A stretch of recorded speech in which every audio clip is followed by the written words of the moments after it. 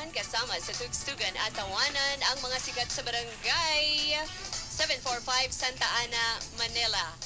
Okay, exchange. Kasi yung mic sa kanya. Ay, dalawa sila. Okay, 12:35 po sa ating sikat sa barangay. And eto na po, kasama na natin sa mga nag-aantay kanina pa. Wait lang, malilito ako sa mic number. Number 4. Okay. Pero bago natin i-introduce ang ating guest today, na alam niyo na kung sino. Ayan, narinig niyo pa, naka-on na ang mic.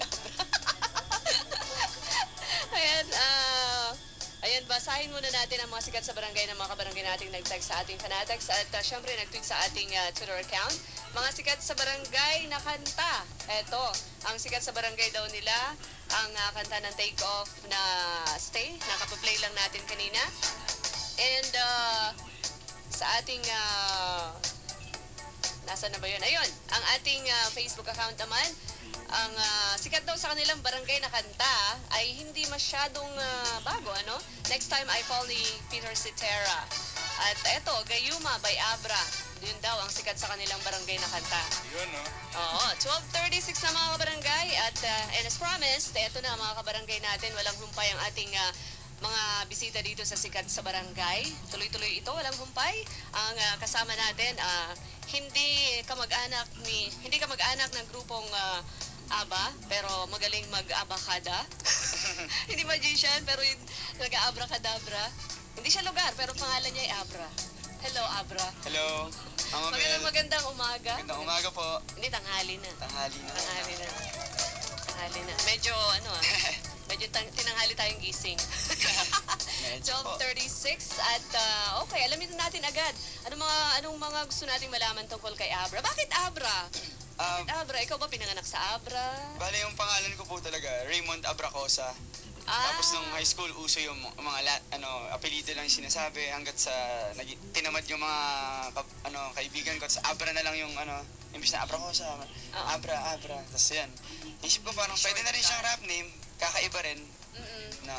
Kasi parang parang ang haba naman ng pangalan mo kasi, di ba?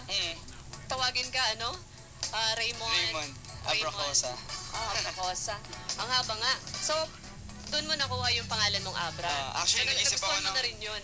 Nagustuhan ko na rin siya. So, mula high school.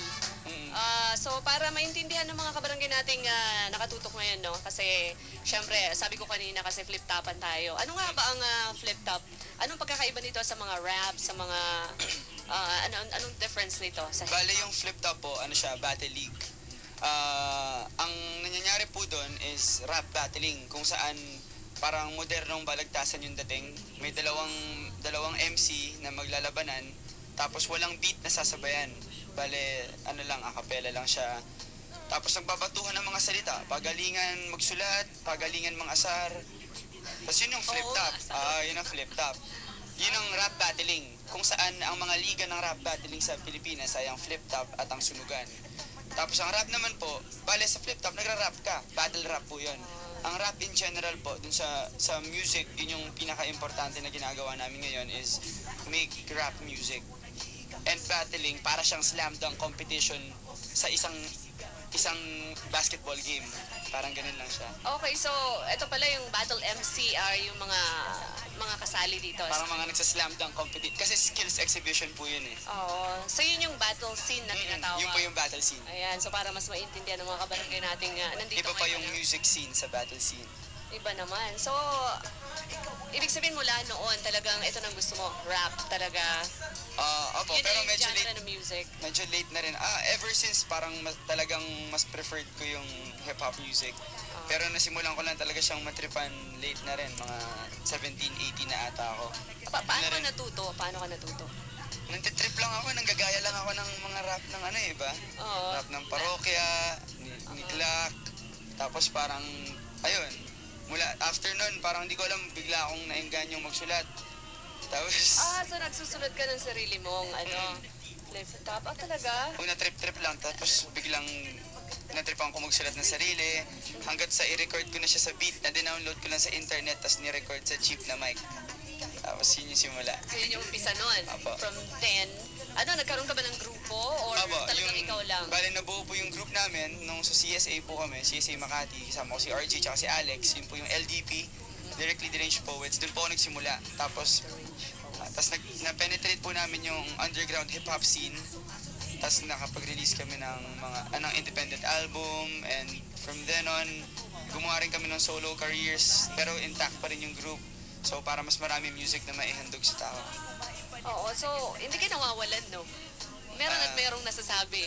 Opo, medyo. Nawawalan So din paano pag minsan. nasa battle scene kayo, talagang kung ano lang, freestyle talaga to, di ba? Meron po siyang, ito pong liga na to, bale, dati may freestyle battle na with a beat na sasabayan. Oo. Kadalasan po nun, nung panahon na yon, mga 5 years ago onwards, freestyle talaga. Ito naman pong league na to, bibigyan ka ng 2 weeks to 1 month or kung ano man, para mag-prepare, i-research mo, mag-research ka sa kalaban mo.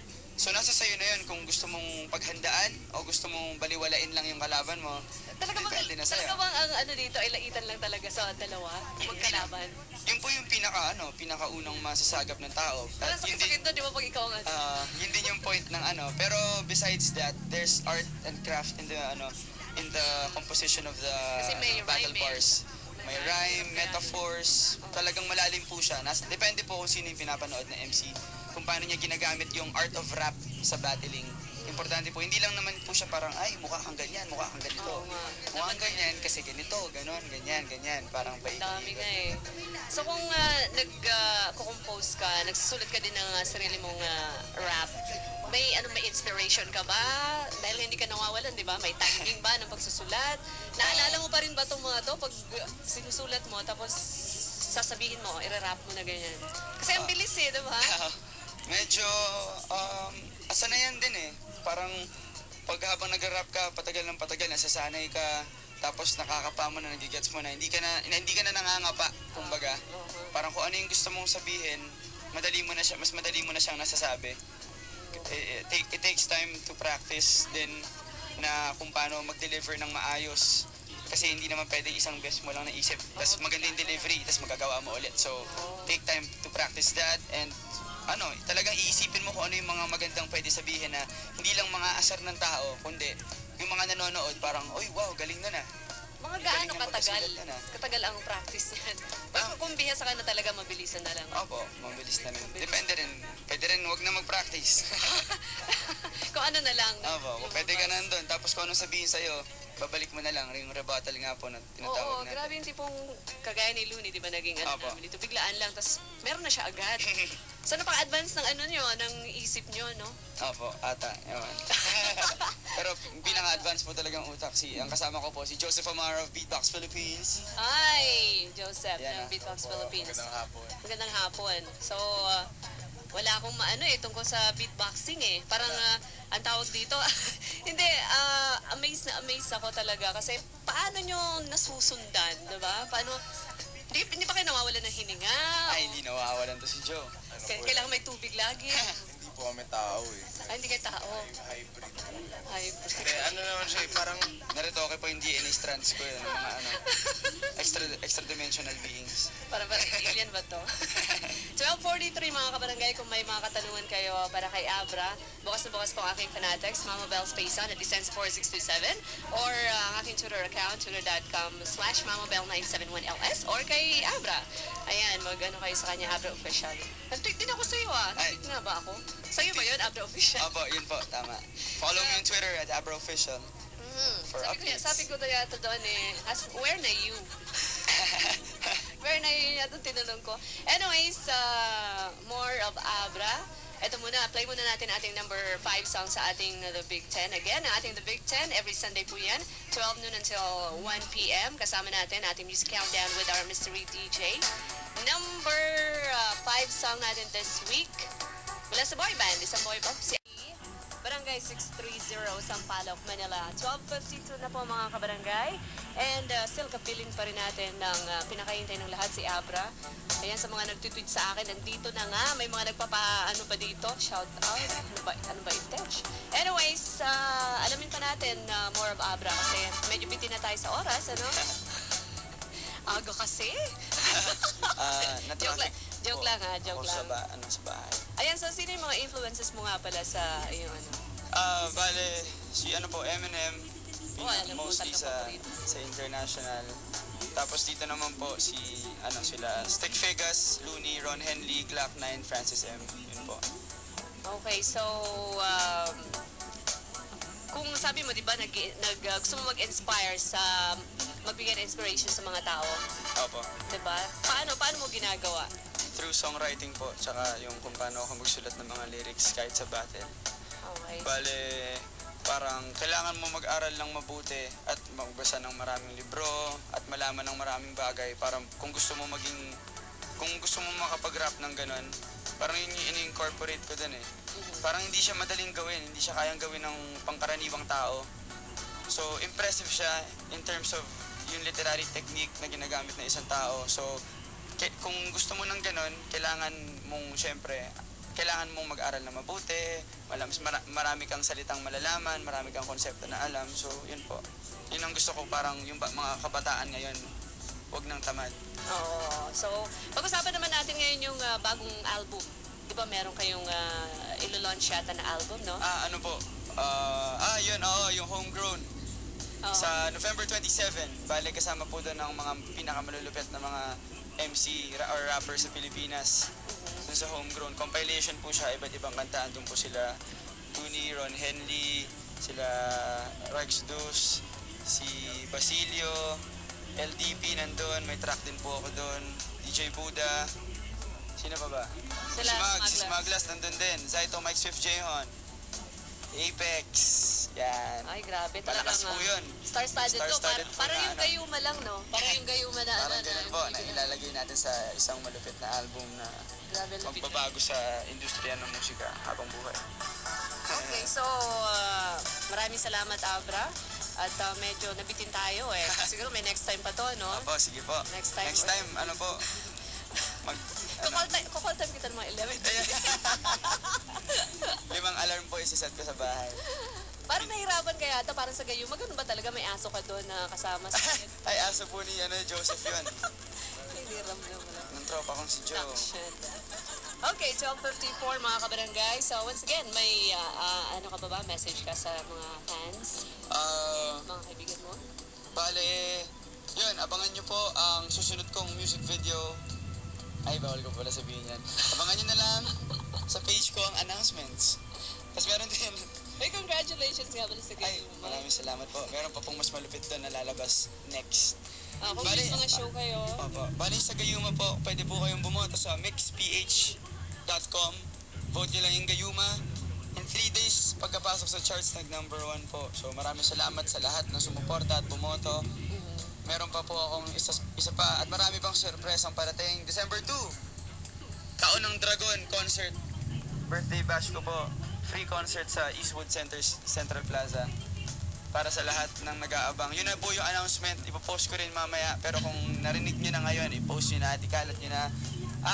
Tapos ano pa ba? Mamayang gabi. Meron akong taping. Pero next time na yun, ko na-announce. So, hanapin nyo sa Facebook and follow me on Twitter at AbroOfficial. Barangay LS, maraming salamat po. Thanks for having us. Sobrang pasensya na, late kami. next time ulit, ulitin yan. Opo. Okay, 4 minutes to go before 1 o'clock. Susunod na po si Papa Kiko and si Papa Obet para sa Talk to Papa. Maraming salamat mga kabarangay, sikat sa barangay. Everyday po yan, 12 until 1 p.m. Sa Friday, makakapiling po natin si Mr. Noel Cabangon para sa sikat sa barangay.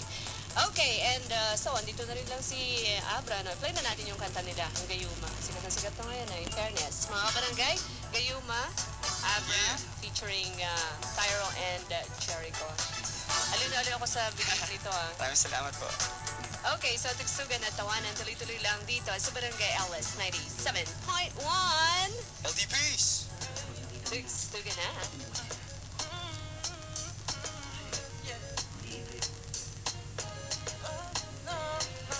Harana, para sa dalaga Natingin dahil sa pag-ibig ay tinalikuran ko na sana Dalaga, na balak makasama Mula sa simula hanggang sa magsipagtunugan yung kampana Makasama ka na para ba tadhana At kamatayan lamang ang nag-iisang pintuan Kung wala ka ang tadhana Sadyang kahanga-hanga Ibang mga babae sa mundo Kinalimutan ko na para masabi lang sa'yo na tapo tapos na ang paggiginaw. Puso ko naghihigahos pagkat naliligaw. Ngayon paus na paus, nasa kasisigaw. Ng iyong pangalang laos, nasa kalilitaw. Ngunit bakit parang maraming nakatitig sa atin at parang hindi sila sang-ayon sa pag-ibig natin. Mahal kita kahit may pagkaalanganin. Pagkat sabi mas mukha ka pang lalaki kesa sa akin. Hindi ko maipaliwanag ang lahat. Marahil ikaw ang laging hinahanap. Ikaw ang laging hinahanap sapagkat ikaw ang nasa isip. Kita hanggang sa panaginip. Ikaw ang iniibig. Ikaw lang at wala nang iba. Hindi ko maipaliwanag ang lahat. Marahil ikaw ang laging hinahanap. Ikaw ang laging hinahanap sapagkat ikaw ang nasa isip. Kita hanggang sa panaginip. Ikaw ang iniibig. Ang buhay parang dagat na kung saan lahat tayo nagtipon. Sa dami ng isda nakabingwit ako ng hipon. Hindi ka lang maganda pag hindi nakatalikod. Parang ipon ka ng ipon magpakipon. Hindi ka nais-nais pero hulog ka ng langit. Nakakaati kahit puro kuto ka sa aning. Kalait-lait pero kahit upod ka ng pangit. Sakit mas kaakit-akit kapag natuto kang mag-ahit. Hindi ka man napiling, ikaw lang ang kapiling ko. Kahit hindi pilitin, ikaw ang pipiliin ko. Para kang rebisco, ang sarap na feeling ko. Ikaw ang namimiss ko mismo. At kung kasama ka, parang naglakad ng aso. Kaso pagalit si San Goku, parang kamukha mo. Pero ika'y bituin kapag sa langit nakatungo. Kahit parang in-between ka ng babae at bakulaw. Hindi ko maipaliwanag ang lahat. Marahil ikaw ang laging hinahanap. Ikaw ang laging hinahanap sapagkat ikaw ang nasa isip. Kita hanggang sa panaginip. Ikaw ang iniibig. Ikaw lang at wala nang iba. Hindi ko maipaliwanag ang lahat. Marahil ikaw ang laging hinahanap. Ikaw ang laging hinahanap sapagkat ikaw ang nasa isip. Kita hanggang sa panaginip. Ikaw ang iniibig. Isang araw dumalaw sa akin ang aking dating kasintahan. Ang sabi niya, uy, meron akong nabalitaan. Nang ikwento niya ako'y napaisip. Sa pinapagtahimik ng sinabi, yan tunay na pag-ibig. Ilang araw hinabag. Kung tama ang hinala, ito'y mag-isa na ganun. At nang aking inumin, saka ko lang naunawaan. Ngayong mga nahiya ako'y naloko lamang nila. Dinaya at inuto ng matindi. Ngayon ay pelikula kung sinong kupal sa hindi. Ito ay pelikula na binuo patabingi. Isa kang malaking lipat na sinubuot na pisngi. Alam mo, mga ang buod na may buwan na may sugat na may nana. Ikaw ang dahilan kung ba't nasulat o harana. Para sa dalaga na kundi dahil sa gayuma ay pinaliguan ko ng bala.